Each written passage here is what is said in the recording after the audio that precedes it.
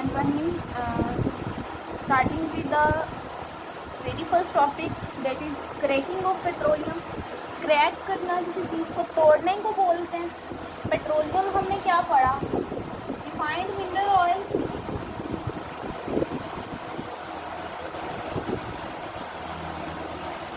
Oil को जब हम रिफाइन करेंगे डिफरेंट प्रोसेसेस के थ्रू, उसके फ्रैक्शंस निकालेंगे, उसमें से इम्प्योरिटीज़ दूर कर देंगे, वो क्या हो जाएगा? पेट्रोलियम हो जाएगा. अब क्रैकिंग ऑफ पेट्रोलियम हम करते क्यों हैं? सबसे पहले तो ये क्वेश्चन आता है ना कि पेट्रोलियम की क्रैकिंग की ज़रूरत क्या पड़ जाती है. जब हम पेट्रोलियम के फ्रिक्शंस बनाते हैं ना, तो हमारे पास डिफरेंट चीज़ें आ रही होती हैं. हमारे पास कैरोसिन ऑयल आ रहा होता है, हमारे पास आ रहे होते हैं गैस ऑयल आ रहा होता है, ठीक है, गैसोलीन आ रही होती है. तो और ये डिफरेंट पर्पजेज़ के लिए पाकिस्तान में यूज़ होते हैं.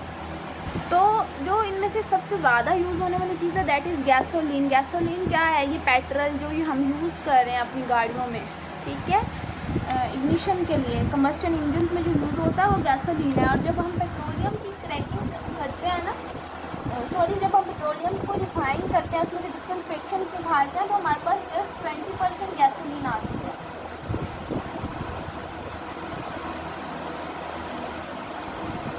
And this 20% amount is very less to keep pace with the needs of our country. हमारे कंट्री की जो नीड्स है पेट्रोल की, उसके साथ इस क्वांटिटी के साथ चलना बहुत मुश्किल हो जाता है, जिसकी वजह से हमें ज़रूरत क्या पड़ती है? There is need to convert the less desirable product like kerosene oil and less desirable product.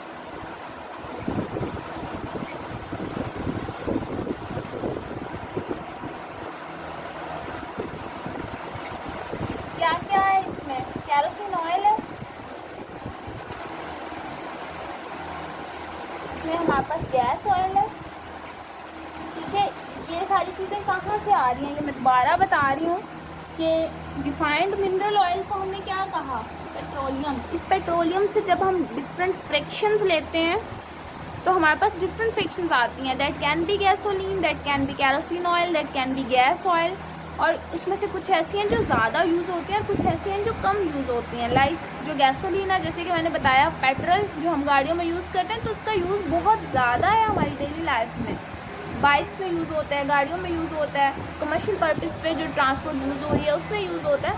और कैरोसिन ऑयल वगैरह का यूज़ एज सच इतना ज़्यादा पाकिस्तान में नहीं है. तो हम क्या करते हैं, जो ये लेस डिज़ायरेबल प्रोडक्ट्स बनी हैं, जिनका यूज़ हमारे पास बहुत ज़्यादा नहीं है, उसको हम कन्वर्ट कर देते हैं किसमें? गैसोलीन में. और ये प्रोसेस किस तरह से होता है? पेट्रोलियम की क्रैकिंग के थ्रू होता है, ठीक है. ये मेन पर्पज़ है that why we crack petroleum. हम क्यों पेट्रोलियम की क्रैकिंग करते हैं? इसके बाद हमारे पास डेफिनेशन आती है क्रैकिंग की. It is defined as the conversion of या break down of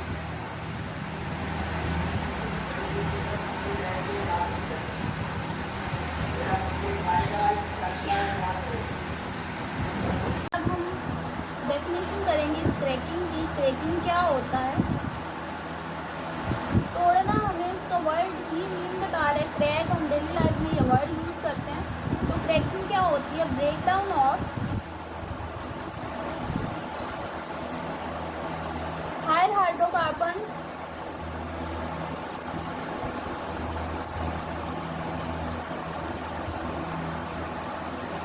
with high boiling points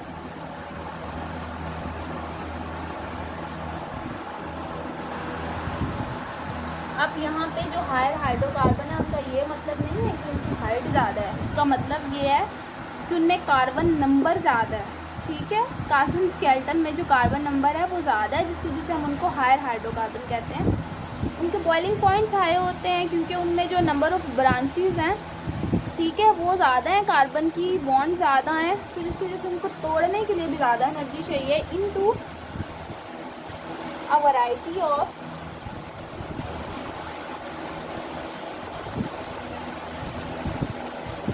lower hydrocarbons. Again, lower means that carbon skeleton with less carbons, which are more volatile.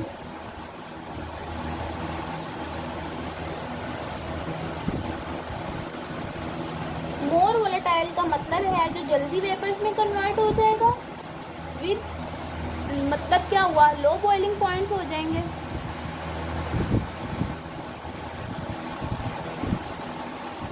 यहाँ पे हम एक carbon की बात करेंगे, alkane की। Carbon chain है C16H34 कंपाउंड है, ठीक है। हमने करना है इसको हीट हम किस टेम्परेचर पे कर रहे हैं, इसको हीट कर रहे हैं हम एट 700 डिग्री सेंटीग्रेड। अब हमारे पास 2-3 तरह की प्रोडक्ट्स आएंगी। हमारे पास अल्केन भी आएगी C7H16। अब ये जो एच कैसे आता है, इस चीज़ पे कंफ्यूज नहीं होना, क्योंकि ये बच्चे इस चीज़ पे बहुत कंफ्यूज होते हैं कि हमने एच को रट्टा लगाना है। नो, आगे अल्केन का टॉपिक आएगा, इसमें फॉर्मूला इसका बताऊंगी आपको। तो खुद ब खुद हाइड्रोजन हम एडजस्ट करते हैं, या फिर कार्बन की चेन बना लें और कार्बन के वैलेंसी को सेटिस्फाई कर दें, तो इसको रट्टा लगाने की ज़रूरत नहीं है। और हमारे पास आएंगी, एक तो इथीन आएगी, ये इथीन है। साथ हमारे पास आएगी प्रोपीन,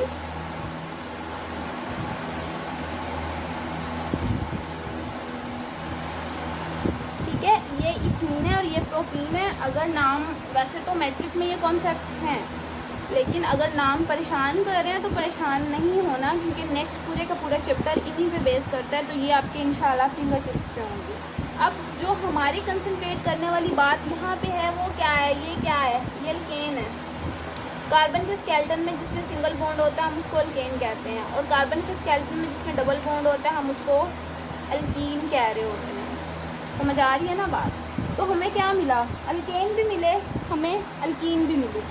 ये C16 16 कार्बन एक लाइन में जुड़ी हुई थी। अब इसको जब हमने तोड़ा है तो हमारे पास वैरायटी ऑफ हाइड्रोकार्बन आई है।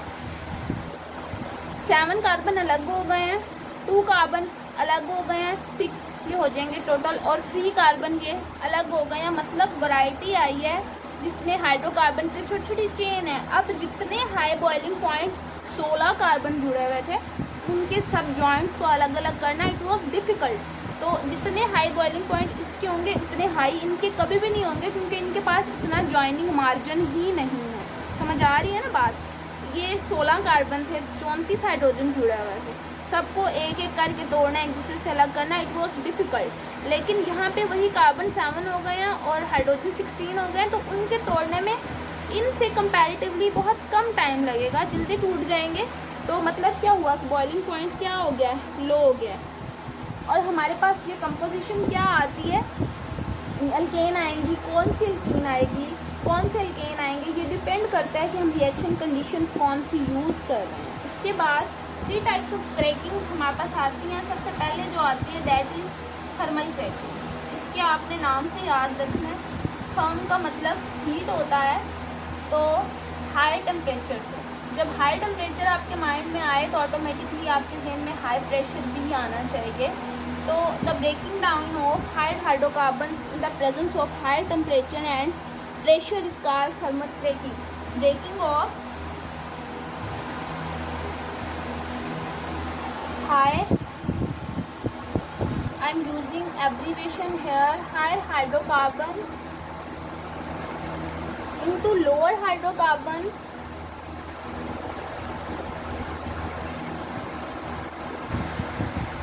in the presence of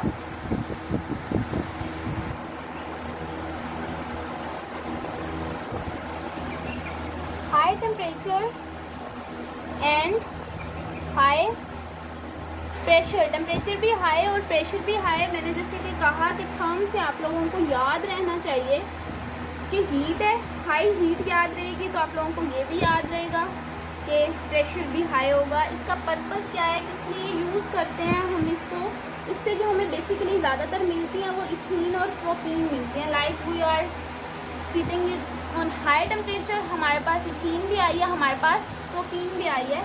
तो पर्पस क्या है, formation of ethene and propene, ठीक है।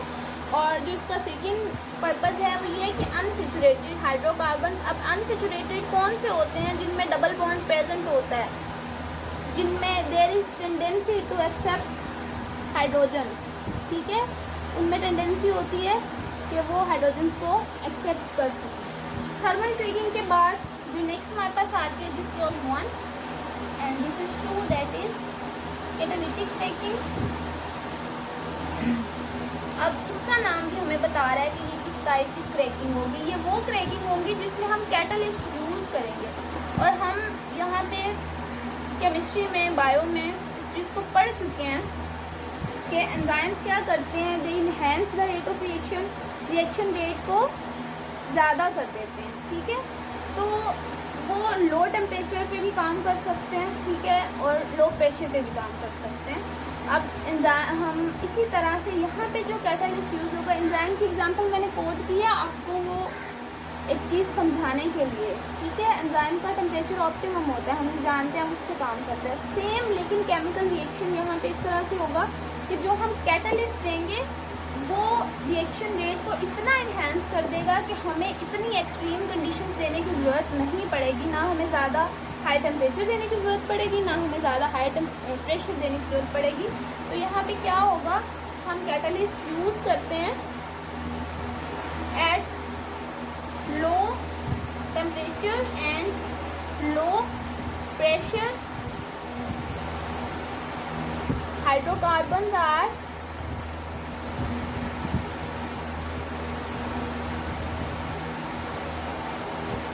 cracked by using suitable catalyst.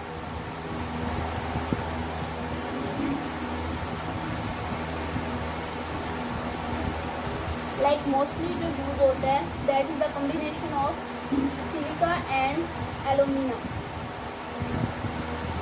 ये सिलिका का फॉर्मूला, ये एलुमिना का फॉर्मूला है। अब इससे हमें चीज़ें क्या क्या मिलती हैं, हमें बेटर क्वालिटी गैसोलीन मिलती है, इसका ऑक्टेन नंबर हाई होता है। अब ऑक्टेन नंबर क्या होता है, ऑक्टेन नंबर की तरफ मैं अभी इसीलिए नहीं जा रही क्योंकि हमारा नेक्स्ट टॉपिक है रिफॉर्मिंग, और रिफॉर्मिंग में मैं आपको अच्छी तरह से ऑक्टेन नंबर को एक्सप्लेन करूँगी कि वो क्या होता है। तो बेटर क्वालिटी गैसोलीन होती है, और गैसोलीन की बेटर क्वालिटी हमेशा वो होती है जिसका ऑक्टेन नंबर बेटर होता है, ऑक्टेन नंबर अच्छा होता है। The last one is steam cracking.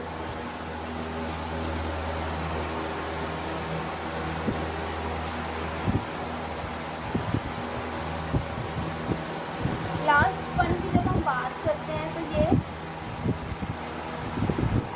Steam cracking, उसका भी हमें नाम बता रहा है कि स्टीम से रिलेटेड भी कुछ होगा, ठीक है। तो इसमें हम क्या करते हैं, हम हाइड्रोकार्बन लेते हैं और उनको मिक्स करते हैं स्टीम के साथ। हाइड्रोकार्बन यहाँ पे आपने वेपर फेज में लेने हैं। हाई हाइड्रोकार्बन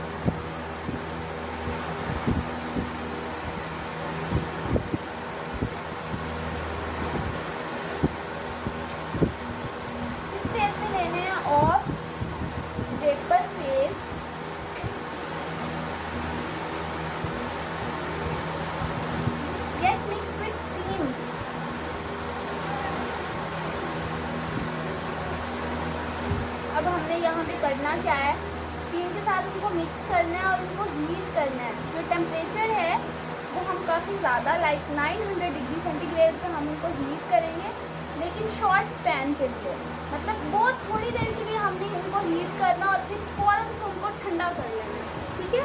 इस प्रोसेस में हमारे पास जो प्रोडक्ट्स आती हैं वो अनसेचुरेटेड हाइड्रोकार्बन होते हैं।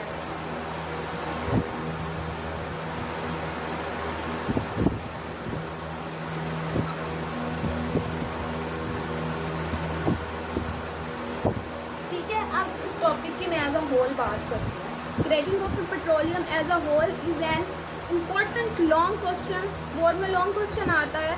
क्रैकिंग क्या होती है, अलग से हमारे पास ये शॉर्ट क्वेश्चन आता है। What is thermal cracking, what is steam cracking, what is catalytic cracking are important short question of board.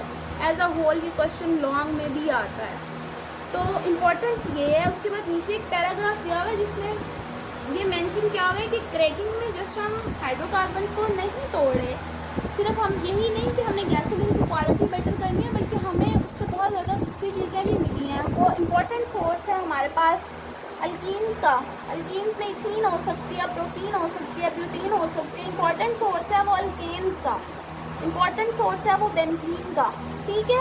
और ये सारी की सारी चीज़ें जो हमें इनसे मिल रही हैं, ये कहाँ पे यूज़ हो रही हैं? They are use in making plastics, they are use in making fertilisers, they are use in making medicine, they are use in making fibres, they are use in making polymers. मतलब ज़िंदगी की हर field में हम उसको use कर रहे हैं, हम उसको डिफरेंट कंपाउंड्स बनाने के लिए यूज़ कर रहे हैं। एथेनॉल है इंपॉर्टेंट सॉल्वेंट है, एसीटोन है इंपॉर्टेंट सॉल्वेंट है, केमिस्ट्री के ऑर्गेनिक रिएक्शन में यूज़ होता है। फिनोल है इंपॉर्टेंट सॉल्वेंट है। सारे के सारे कहाँ पे यूज़ हो रहे हैं? इसी केमिस्ट्री में यूज़ हो रहे हैं और हमें किसके थ्रू मिल रहे हैं? क्रैकिंग के थ्रू मिल रहे हैं। तो जो हमारे पास नेचुरल कमी है वो इन चीज़ों से हम पूरा करते हैं।